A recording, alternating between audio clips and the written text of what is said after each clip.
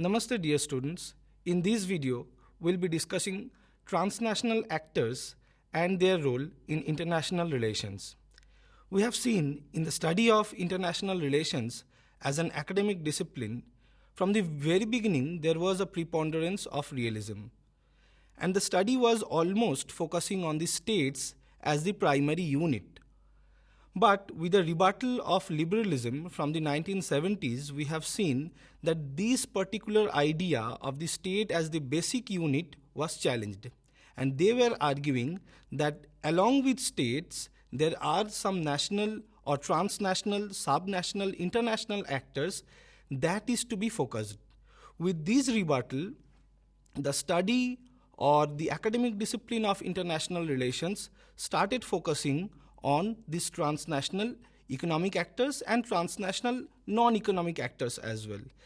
This intellectual endeavor was first started with the academic attempt by Joseph Nye and Cohen with their co-authored work in 1977. Although from the very beginning, in 1970s, 80s and till 1990s, we have seen there is a liberal bias in the study of transnational actors. They were just advocating the liberal idea that why we should focus on transnational actors rather than the states. From the beginning of this century, we have seen there is a second phase in the academic attempt to understand the role of transnational actors who are focusing on why and how these transnational actors are working as a network, and that too not only in a normative manner. They are also involved in some dark sides. So they were focusing on the dark sides of transnational actors like terrorists, like transnational women trafficking, child trafficking.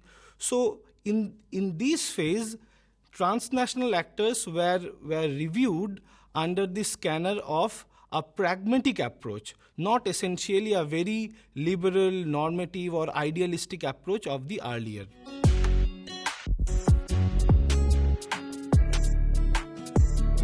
Concept of transnational actors. We will first understand the idea of transnational actors, then we'll focus on transnational economic actors. So, transnational actors are those human organizations or groups who are not national in nature.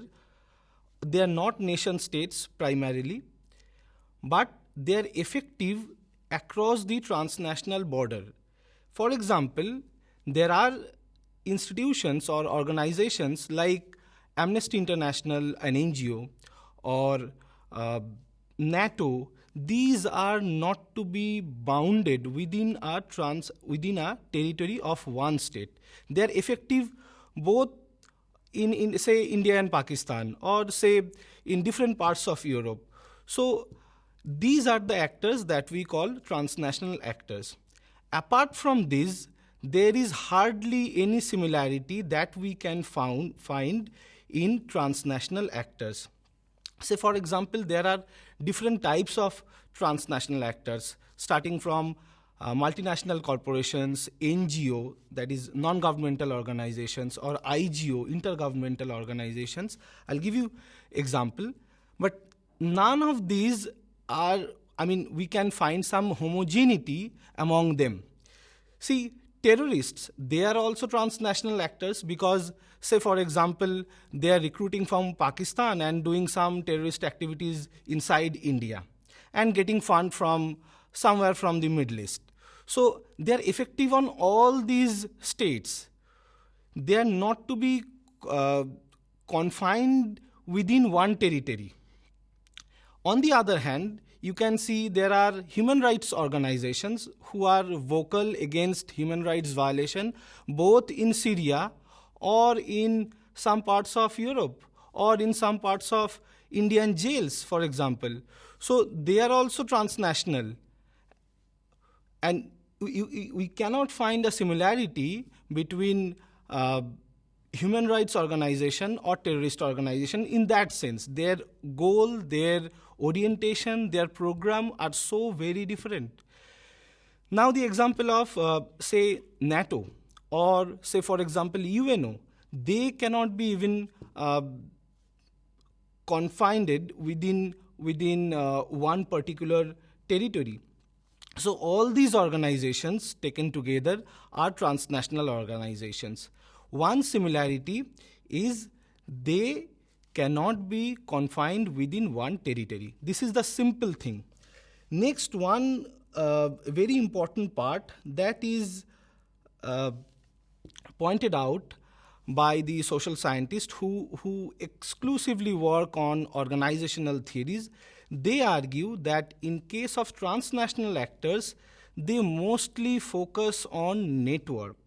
Now, this part is very important. States are not, in that sense, depending on network. Within these state, we find bureaucracy is more effective.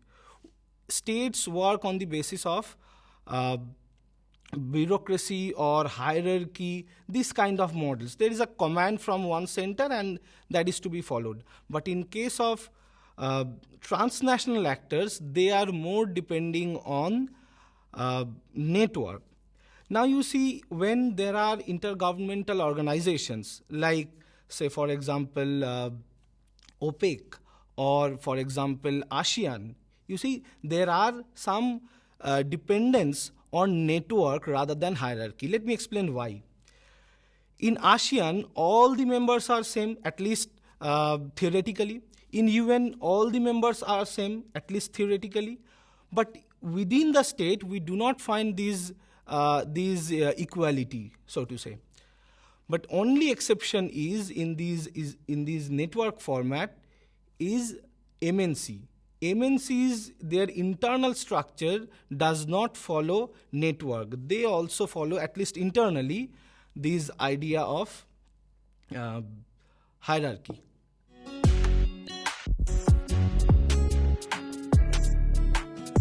Now let's focus on transnational economic actors. We have a tendency of a gross mistake that we consider transnational economic actors are only multinational corporations because they are depending for their factors of their production, like land, labor, capital and market from different countries. They are gaining, say for example, capital from US and manufacturing in China and selling in India, so they are multinational corporations. It is absolutely right. There is no disagreement that they are not transnational economic actors, or this is not the way how MNCs work. Definitely this is the way MNCs work and they are transnational actors. But the point is, they are not the only transnational economic actors. There are many other transnational economic actors as well.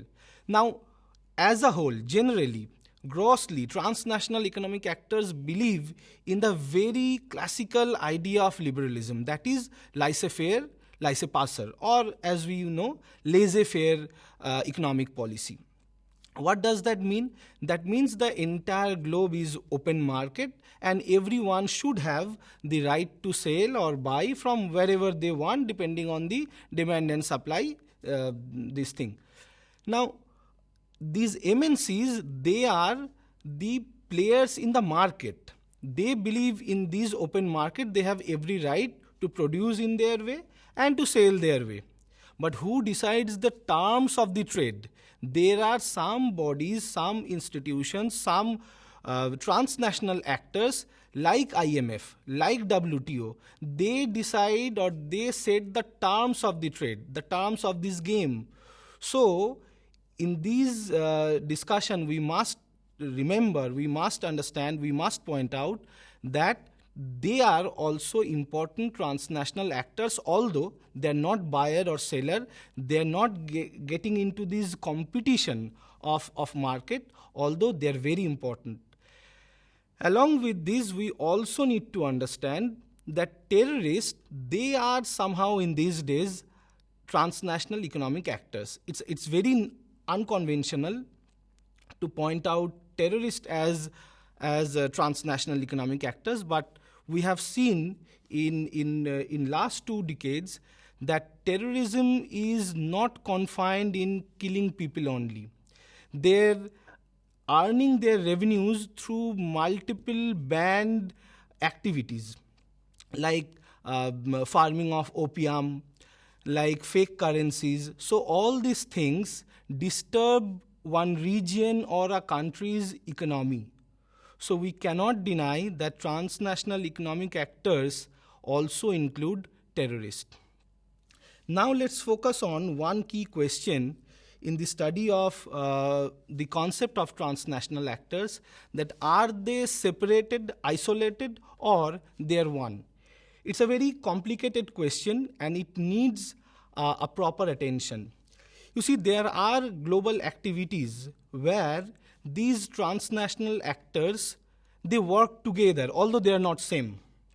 For example, we can cite three examples. Number one, in Palestine, we have seen there are human rights organizations, so-called human rights organizations, namely Shaheed. They are sympathizers of terrorist groups like Hamas. They give funding or legal advice to the people who are arrested with the terrorist charges. In UN last year, there was a voting when Shaheed was considered as a terrorist sympathizer. So we are seeing that terrorist human rights organization is also working together as an umbrella institution of the former. And it works like that there are certain countries who support and voted against this labeling of Shaheed as a pro-terrorist organization. So we have seen state, non-state actors together, state, terrorist, human rights organizations together. And there are ample of examples in history. We have seen MNCs and state works together.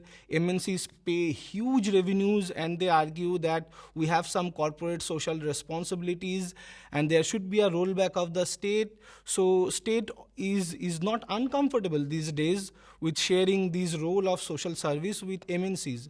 So state and MNC also work together. There is no problem. And there are also examples like we have seen in Arab Spring.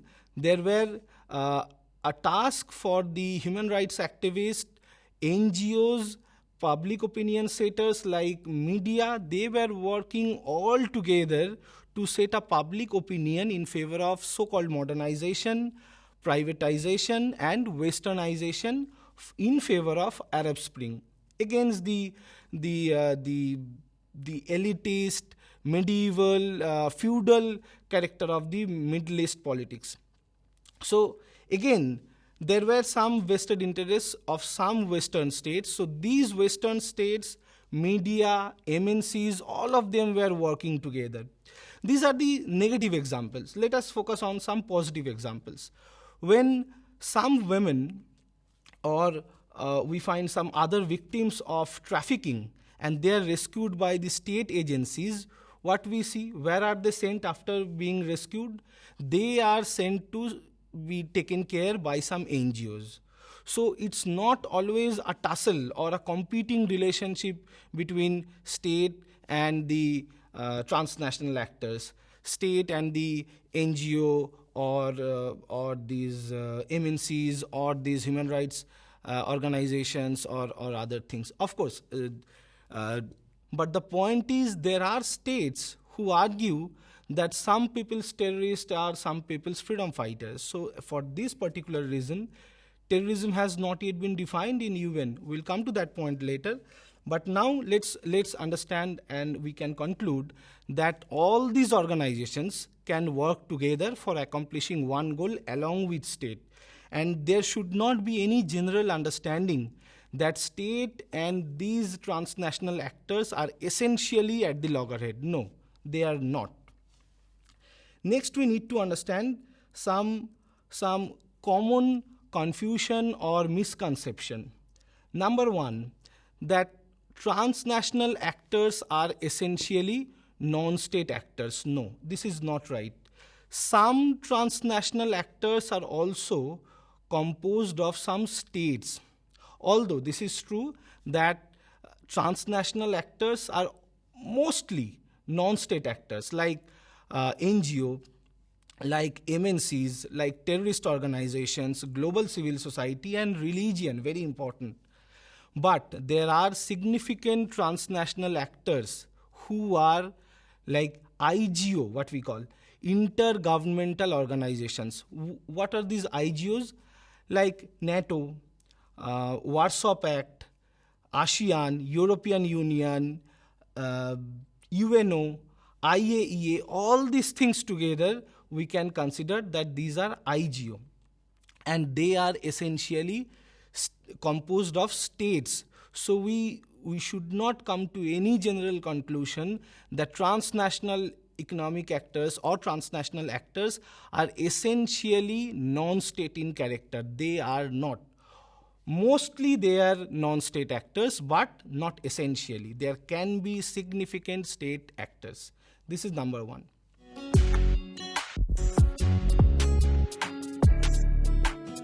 We have already explained the idea of transnational corporations, but the most important point is these MNCs or multinational corporations, they share so big amount of or share of global economy. They control almost 2/3 of entire global trade, and they are the biggest factor in FDI or foreign direct investment of any country.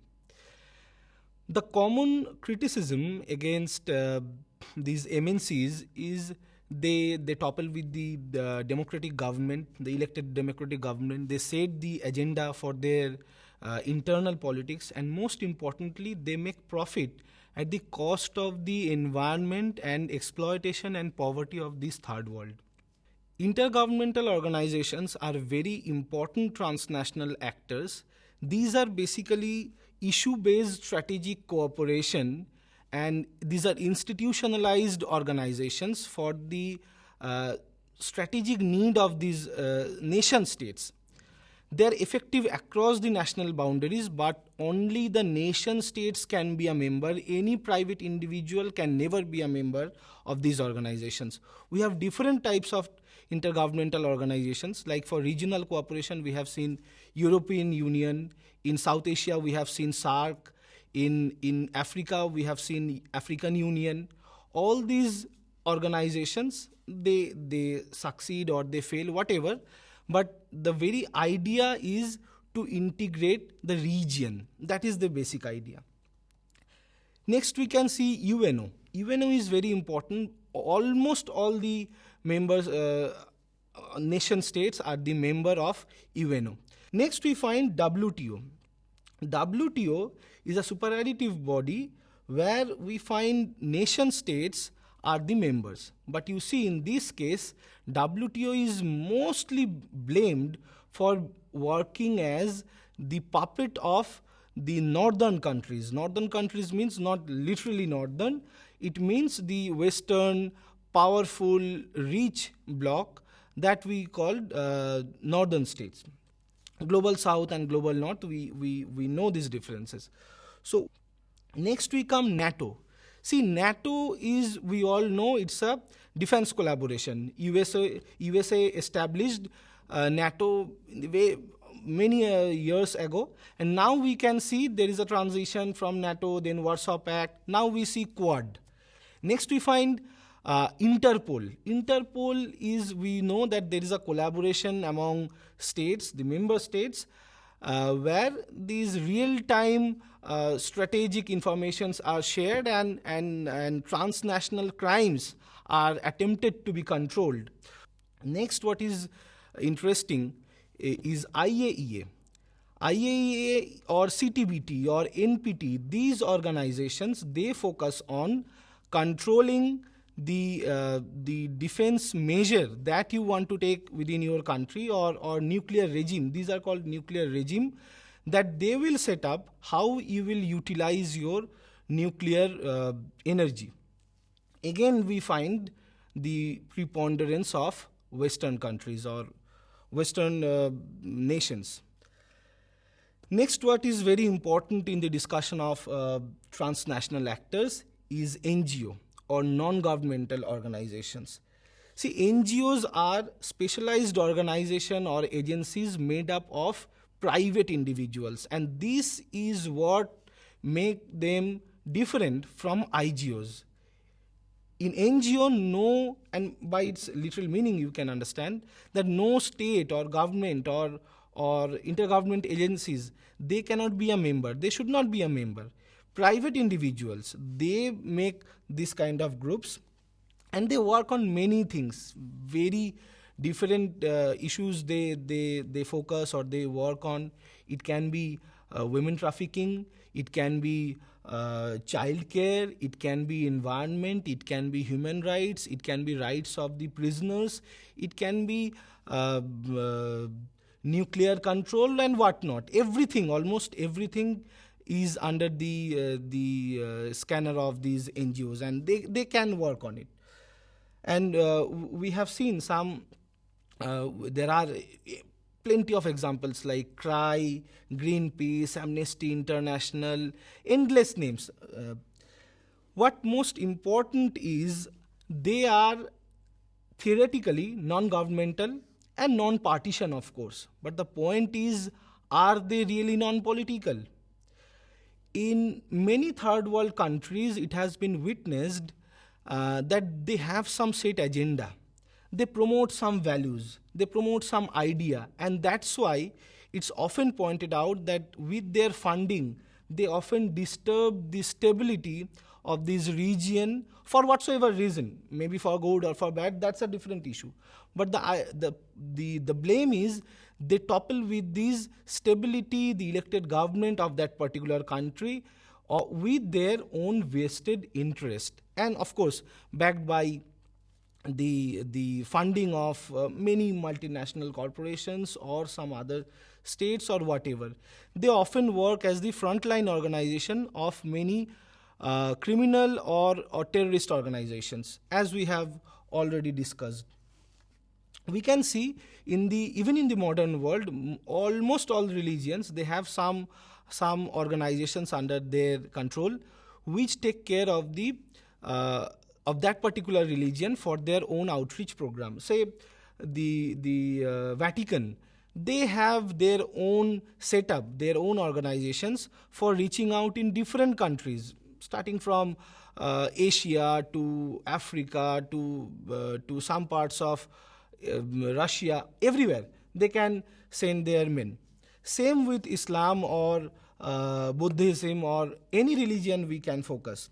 They not only take care of their spiritual affairs. This is very important. Religion will take care of the spiritual affairs, that's quite natural. But what we find, they do not only focus on the spiritual affairs, they also take care of the earthly affairs if there is any problem of their own followers.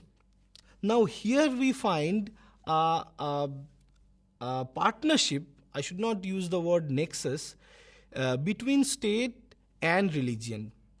For example, we find OIC, Organization of Islamic Cooperation. Here we find a liaison between state and religion. How? Now, OIC works in three different layers. They take care of the individual Muslims, if they are under any problem in any country of the world. It may be a Muslim country, it may be a non-Muslim country. If they are minority or whatsoever, that doesn't make a problem. Next, they take care of these Muslim nations. For example, where Islam is the state religion.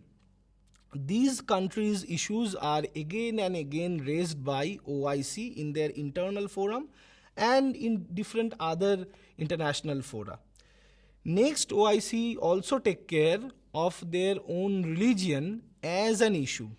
And very importantly, they also raise the issue of those movements that are taking place in different parts of the world, largely controlled or led by the Muslims with their Islamic identity. For example, in Israel or in Palestine, in that area, this struggle is again and again raised by OIC. Even the Kashmir issue is often raised by OIC. Now the intensity of this focus by OIC is much less, but historically they focused on it. Next we come to terrorist organizations. Now, terrorist organizations at the very beginning was not included in the study of transnational actors, since it was at the very beginning very normative or moral, or they were focusing on the cooperation part in the global fora. Now, with the rise of the second wave in this literature on this theme, terrorist organizations are focused. Why terrorist organizations are transnational actors? You see, in most of the cases, terrorists use the border area, or the area where we find some conclave, the rule of the country is not that stringent. These areas they geographically or territorially use for their own benefit, because say for example they're staying somewhere in the border area of India and Pakistan. They can come from Pakistan and make some trouble here in India and get back. So legally they will not be under the control or the jurisdiction of India. That is one straightway benefit of them. But we see in practice this is much more complicated. Why? Number one, most of the countries, they often believe in not getting into a traditional war rather than funding a terrorist or militia. And even this idea we can find in Chanakya. So this militia is very important, because you cannot legally or you cannot fight that war legally. You can set up some people who will go and make some nonsense things in other countries. You are backing up them with fund, with training, with logistics, and with arms. If needed at the global fora, they will give them the legal support or some moral support, but they will do the task of that particular army that they officially or formally cannot do. This is exactly what happens, what kind of terrorism we face in India.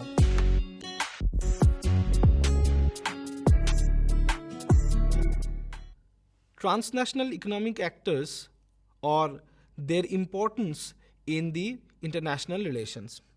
For liberals, they argue that transnational economic actors, they somehow called for a dehegemonization of the states over the global capital.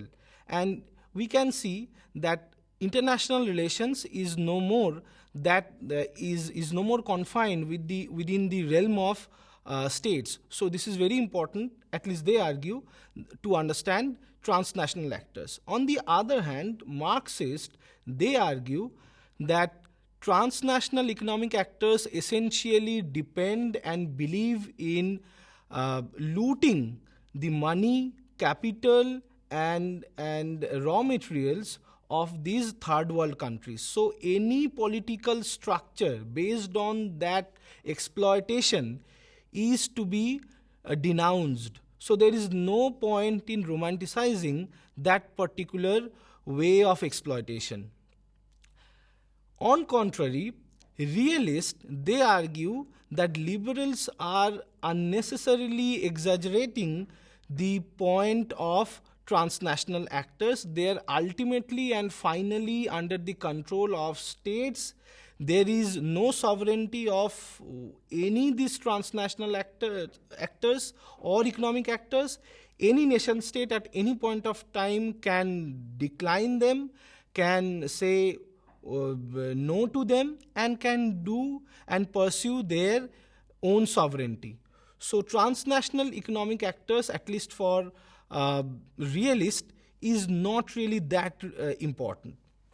But we cannot really decline the fact that transnational actors, along with some transnational economic actors, they are really effective. They are setting some agenda for, particularly in first world countries, although like the human rights activists, the NGOs, they set agenda for the internal politics of this country, government policies of this country. And starting from domestic politics to foreign policy, these actors really play a role that we cannot deny. We can finally conclude that these transnational actors in general, whether we support them or oppose them, we cannot really argue that they are meaningless, irrelevant actors. Of course, they are important actors. Whether they can challenge the hegemony of state in international relations is a very different debate, because they do not really oppose, or they do not theoretically want to disapprove state. They just do their own work. This is the liberals in the study of international relations. They have some argument. So whether we believe in the liberal argument or not, we cannot really decline the fact that these are to be focused. These transnational actors and economic actors, they are to be studied very carefully to understand contemporary international relations. But what we need to understand at the while concluding, that these transnational actors are really under the control of Western society, Western nation states. And to speak in the terms of our external affairs minister is Jaishankar, that like all other, the entire Europe, these organizations too has to grow out of the mindset that their problem is world's problem and the world's problem is not their problem. If these transnational actors cannot understand the third world reality, our reality, it cannot claim to be a global organizations. Thank you.